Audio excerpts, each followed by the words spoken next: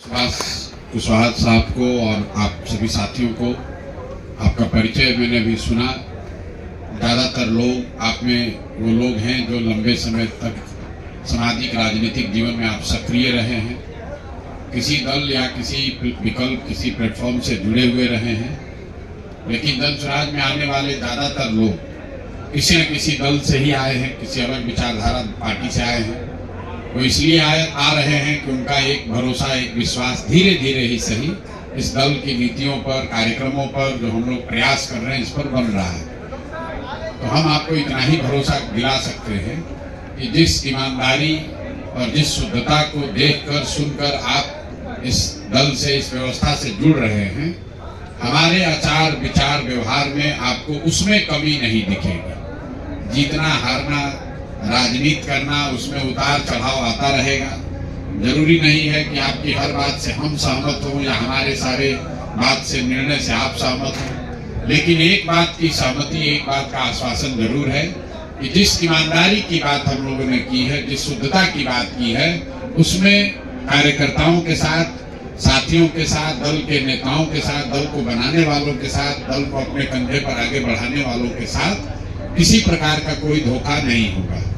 सुभाष जी से जब मेरी पहली मुलाकात हुई थी, तब से लेकर हम लोगों ने कोई व्यक्तिगत बात अभी तक, मैं इनके मुंह पर ही कह रहा हूँ, इनका सम्मान इसलिए भी है, इन्होंने कोई व्यक्तिगत बात नहीं कही कि हमको दल में क्या मिलेगा, हमको कौन सी जगह मिलेगी। इनका एक ही रहा है मुद्दा कि जिस मुद्दे को लेकर हम और हमारे साथी संघर्ष कर रहे हैं, क्या जन स्वराज उसको अपना ताकत लगाकर और बड़ा करेगा। तो दो बैठकों में ये बात मुझे भी समझ में आई है और सुभाष जी को भी समझ में आई है कि एक और एक मिलकर 11 हो सकता है। बेतिया राज की जमीन के अधिग्रहण का जो मामला है, दोनों चंपारण में बहुत लाखों लोग उससे प्रभावित हैं।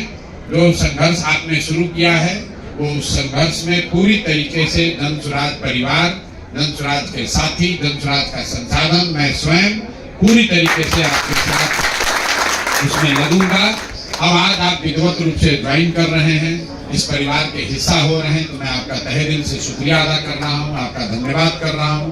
और अब हम लोग बैठकर अगले 2-4-5 दिनों में कार्यक्रम की जो आपने पहले संरचना बनाई हुई है उसको देख लेंगे, उसमें कैसे जुड़कर उसको और बड़ा और बेहतर और धारदार बनाया जाएगा, इस पर मिलकर चर्चा कर लेंगे।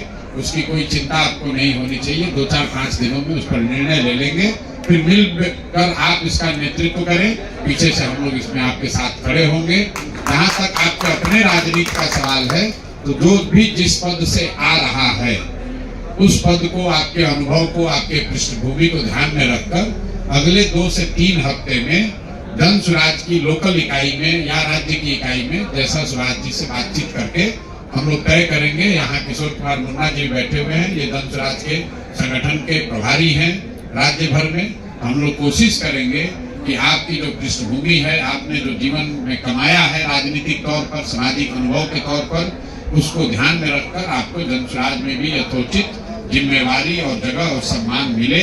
इस बात की चिंता करने की जरूरत आपको नहीं है, ये अगले 2 हफ्ते में कर दिया जाएगा। अगर मान लीजिए कुछ देरी भी 1-2 दिन हो तो कोई घबराने की बात नहीं है। कुशवाहा साहब हैं, डॉक्टर साहब हैं, किशोर कुमार मुन्ना भी बैठे हुए हैं। कभी कभी बहुत बड़ी व्यवस्था को चलाने में 2-4 दिन आगे पीछे हो सकता है, लेकिन मुझे लगता है कि होली से पहले पहले ये हो जाएगा। आज आप सब लोग जुड़ रहे हैं, इस भरोसे और विश्वास से जुड़ रहे हैं कि मिलकर हम लोग कुछ बेहतर कर सकते हैं। तो मैं आप सबका एक बार तहे दिल से शुक्रिया अदा कर रहा हूँ और इस विश्वास के साथ कि आगे हम लोग मिलकर कुछ अच्छा करेंगे, बिहार के लिए अच्छा करेंगे, अपने बच्चों के लिए अच्छा करेंगे, आने वाली पीढ़ी के लिए करेंगे। आप सबका एक बार फिर से तहे दिल से शुक्रिया, धन्यवाद, बहुत बहुत।